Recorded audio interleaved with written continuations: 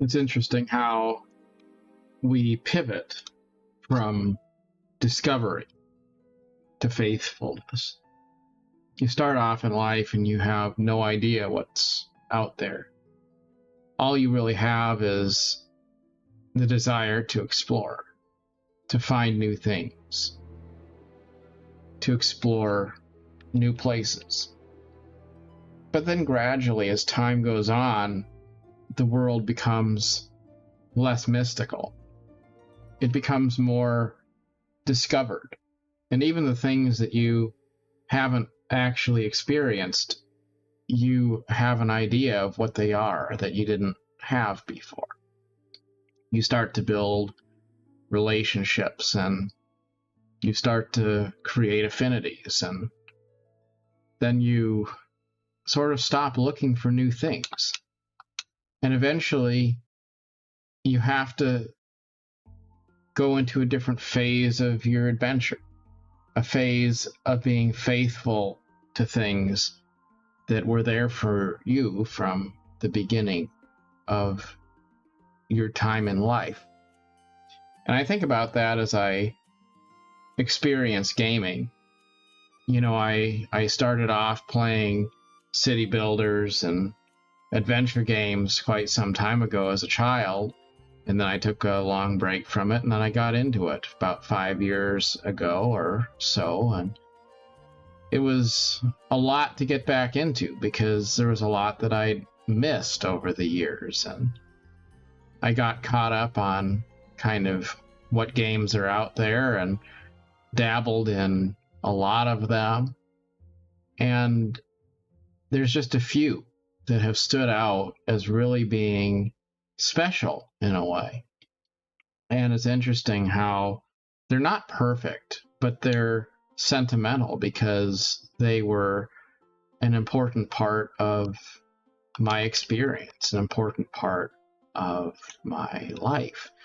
And I think about that now as I explore other new titles that may come out, and I contemplate switching, you know, like maybe not playing Genshin Impact anymore, or not playing Elder Scrolls Online maybe.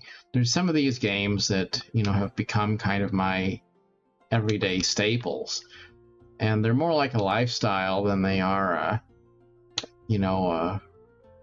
a thing that I play because I want to get to the end. It's more something I just am part of. I play it because it's part of my life.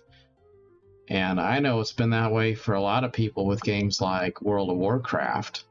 For me, World of Warcraft just didn't really stick. I liked some things about it, but I couldn't really get into the lore.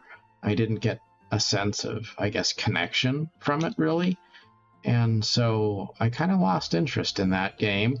Though I did like some things about it, it wound up being the Elder Scrolls and Genshin Impact that were two games I really thought were super cool. The music was amazing, the lore was interesting, the world building was beautiful and intriguing. And of course, in other genres, there's other games that have been part of my portfolio of games that I've played and I always come back to, like the Cities Skylines games and Anno and American Truck Simulator they're on the list. But you know, there's a point where you just can't really switch. You know, you can't go to a different game because even if there was something that was technically better, it's not going to have that sentimental value. It's not going to have that sense of staying power.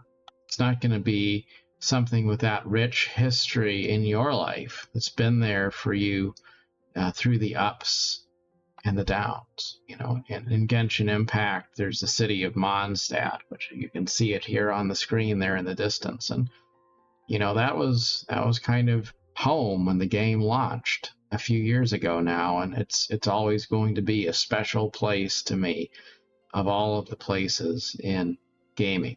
Or in Elder Scrolls, Daggerfall, the city of Daggerfall in Elder Scrolls Online is a special place. It was the first big city that I encountered in that game when I started playing it for the first time.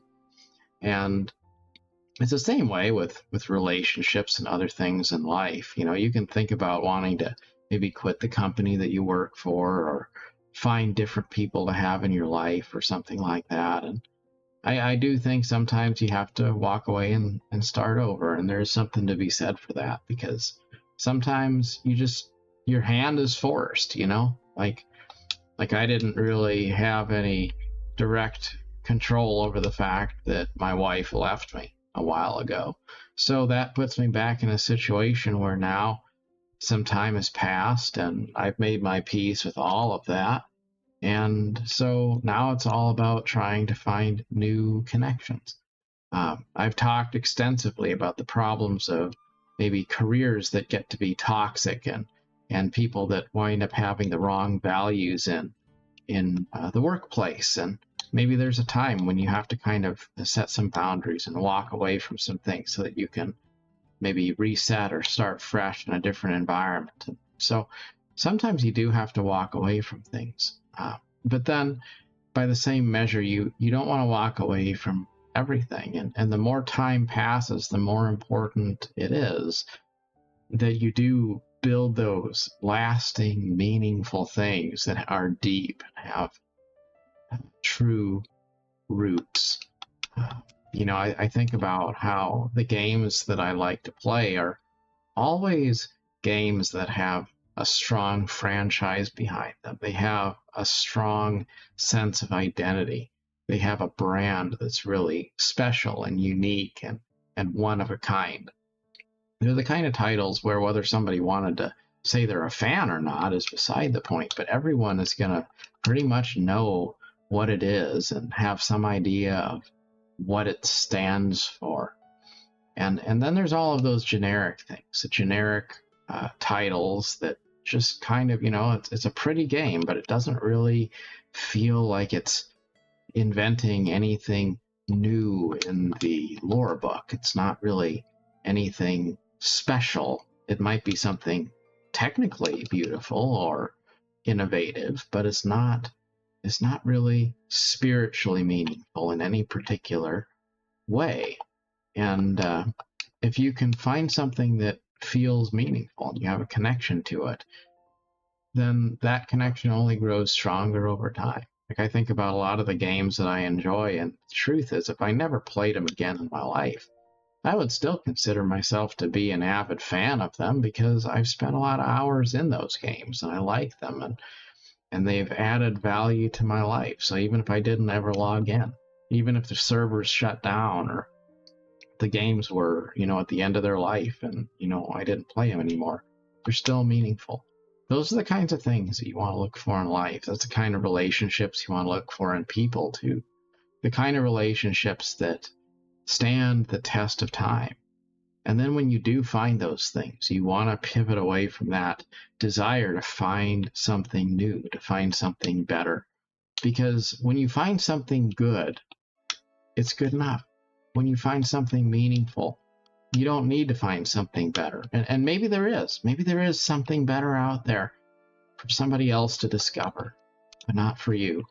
There's a time you find your true love. You find the person you want to spend the rest of your life with. You find the hobbies you want to spend the rest of your life having. You find those things that give you a sense of home in a world that is very large and filled with amazing, unique adventures. But at some point, you stop looking. At some point, you just let it be a thing of peace and majesty in your life. And then you just embrace the beauty. And it's an imperfect beauty because you are going to see other things that are new and flashy, and maybe they're things that will enrapture other players. But for you, it's going to be those familiar old haunts that you come back to again and again. Because when you fall in love with something, it doesn't really matter whether it's perfect anymore. And certainly we see that in those people who fall in love and get married, stay together for, 3 or 4 decades, and they're old and they are inseparable. And it has nothing to do with how they look. It has everything to do with who they are. And I think that's the way it is with just about everything in life. It's not about perfection. It's about finding something that can be perfect to you, whether it is broken or old, or whether it is new and young. And when you get to that point, then there's no longer a question of whether it's going to live up to the smell check this week, you know? It's not about saying, you know, well, I'll check again to see whether it's still good enough to get my time or something like that. It's just, you know, it's part of what I do. It's my get up. It's what I do, you know? And people say, well, that's stupid. Well, that's fine. Don't play the game because I like it, you know?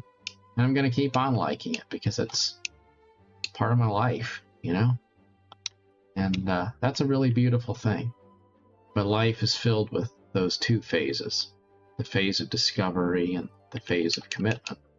And I do think the more you live, the more you realize that that phase of commitment is extremely important.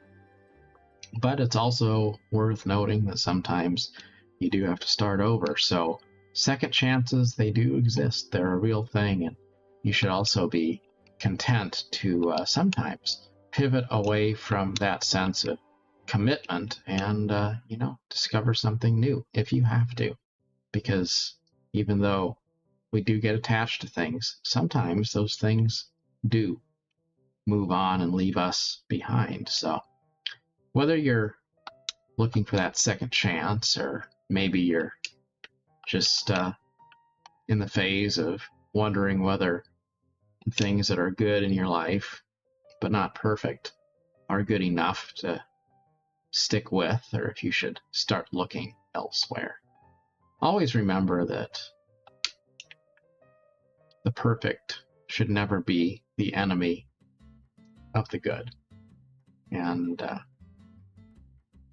look for things that are lovely, because if something is lovely, then it doesn't really have to be perfect.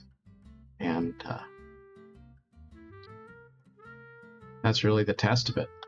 Because if you buy into the things that are perfect, then they're only going to be perfect for a certain period of time, and then they will fade away, and you'll be left wondering what you should sell yourself to next. And that's kind of a tired place to keep on going back to, I would think. It's nice to just find a place to call home. As always, wherever you might find yourself, I hope you have a great and lucky time in your adventuring. And till next time, thanks so much for watching.